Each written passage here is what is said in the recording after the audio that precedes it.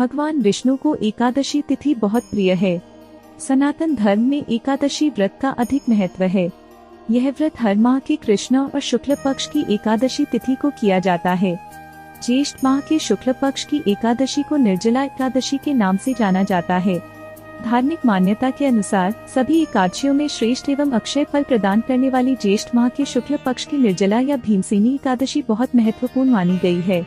इस व्रत में पानी पीना वर्जित है, इसलिए इसे निर्जला एकादशी कहते हैं। कहते हैं कि निर्जला एकादशी के दिन जगत के पालनहार भगवान विष्णु और मां लक्ष्मी की विशेष पूजा अर्चना करने से जातक को शुभ फल की प्राप्ति होती है। पंचांग के अनुसार ज्येष्ठ माह के शुक्ल पक्ष की एकादशी तिथि 17 जून को प्रातः काल 04:43 पर शुरू होगी और अगले दिन यानी 18 जून को सुबह 06:44 पर समाप्त होगी। उदया तिथि के अनुसार 18 जून 2024 को निर्जला एकादशी व्रत रखा जाएगा। पौराणिक कथाओं के अनुसार एक बार भीम ने व्यास जी से कहा कि हे पितामह, मेरे सभी भाई और माता कुंती आदि सभी मुझे एकादशी का व्रत करने के लिए कहते हैं, परंतु महाराज मैं भगवान की भक्ति पूजा आदि तो कर सकता हूँ, दान भी दे सकता हूँ, किंतु भोजन के बिना नहीं रह सकता। ऐसे में मुझे कोई उपाय बताएं। भीम की बात सुनकर व्यास जी ने कहा कि हे भीम, अगर तुम नरक को बुरा और स्वर्ग को अच्छा समझते हो तो प्रत्येक माह आने वाली दोनों एकादशियों के दिन अन्न का सेवन मत करो। भीमसेन बोले, पितामह, मैं आपके सामने सच कहता हूँ, मुझसे एक बार भोजन करके भी व्रत नहीं किया जा सकता, तो फिर उपवास करना तो मेरे लिए संभव है।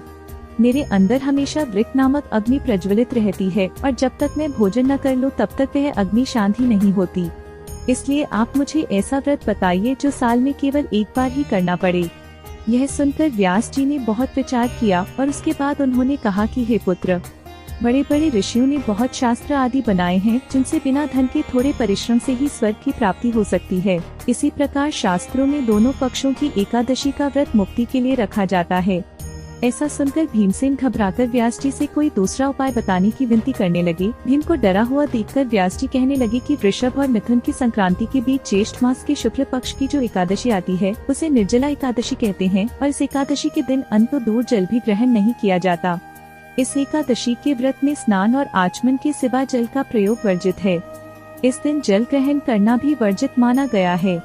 इस एकादशी में सूर्योदय से शुरू होकर द्वादशी के सूर्योदय तक व्रत रखा जाता है, यानी व्रत के अगले दिन पूजा करने के बाद व्रत का पारण करना चाहिए।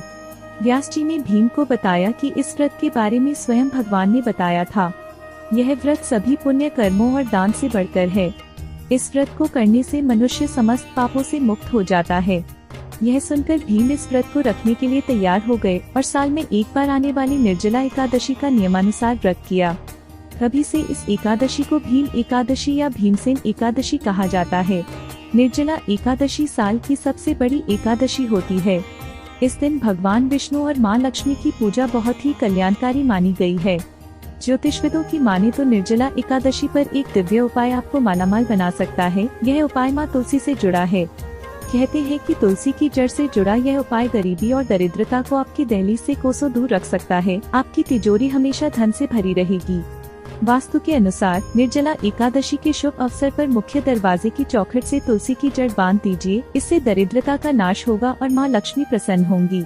यह सरल उपाय दरिद्रता को दूर रखता है और घर के सदस्यों को कभी कर्जदार नहीं होने देता।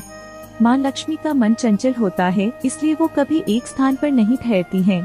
लेकिन ये उपाय घर में लक्ष्मी की कृपा को रोक कर रखता है। कहते हैं एक लाल कपड़े में तुलसी की जड़ को अक्षत के साथ बांध दें, फिर इस कपड़े को अपने घर के मुख्य दरवाजे पर बांध दें। आप चाहें तो देवी लक्ष्मी के शुभ चरण भी दरवाजे पर लगा सकते हैं या फिर मंगल प्रतीक स्वस्तिक का चिन्ह दरवाजे पर बना सकते हैं। तो आनंद लीजिए भक्ति की अमृत धारा का और जुड़िए दिव्य सुधा के साथ और हमारे चैनल को सब्सक्राइब करना ना भूले।